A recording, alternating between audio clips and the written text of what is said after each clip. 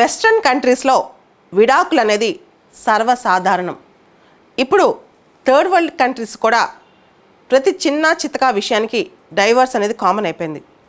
అయితే ప్రపంచంలో 2 దేశాలు ఉన్నాయి, అక్కడ డైవర్స్ ఇల్లీగల్. ఒకటి పోప్ ఉండే వాటికన్ సిటీ అయితే రెండోది ఫిలిప్పైన్స్. ఈ 2 దేశాల్లో డైవర్స్ ఇల్లీగల్. రీసెంట్గా ఫిలిప్పైన్స్ ఒక చట్టం తీసుకొస్తోంది, ఒక చట్టం రాబోతుందన్నమాట, అబ్సల్యూట్ డైవర్స్ బిల్ అని చెప్పి. ఫిలిప్పైన్స్లో లోయర్ హౌస్లో ఆ బిల్ పాస్ అయిపోయింది. ఇప్పుడు అది సెనేట్కి వెళ్ళబోతుందన్నమాట.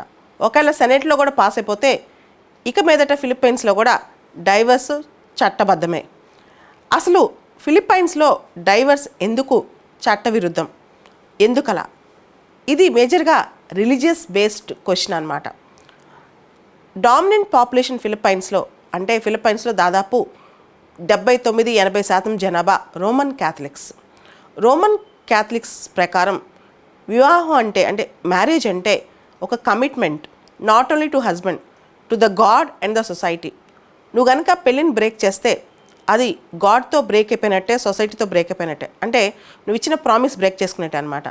సో క్యాథలిక్ లాలో అలానే ఉంటుంది.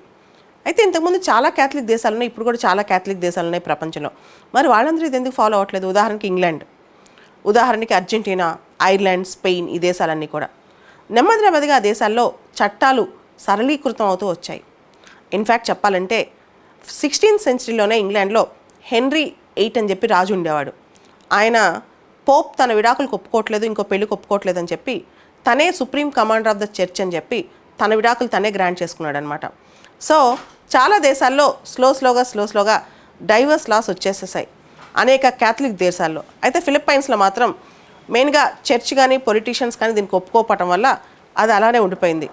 క్యాథలిక్ దేశాల్లో మనం గమనిస్తే కనుక డైవర్స్, అబార్షన్, ఎల్జీబీటీ రైట్స్ ఇవన్నీ కూడా కొంచెం స్ట్రిక్ట్గా ఉంటాయి.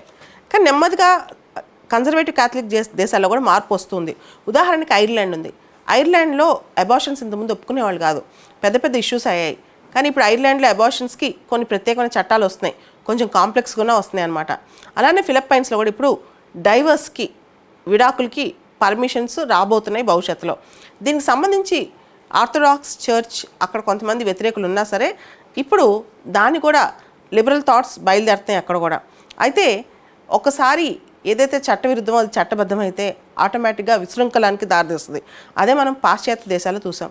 ఇలాంటిది మళ్ళీ నెక్స్ట్ థర్డ్ వరల్డ్ కంట్రీస్లో కూడా పెరిగిపోతాయి అన్నమాట. ఆల్రెడీ ఇండియాలో కూడా డైవర్స్ రేట్ చాలా పెరిగిపోతుంది. సో ఇది ఫిలిప్పైన్స్ దేశం ఒకసారి గమనిస్తే కనుక డైవర్స్ కోసం వాళ్ళు ప్రత్యేకమైన బిల్ తీసుకొస్తున్నారు. భవిష్యత్తులో అక్కడ కూడా డైవర్స్ వచ్చే అవకాశాలు ఉన్నాయి.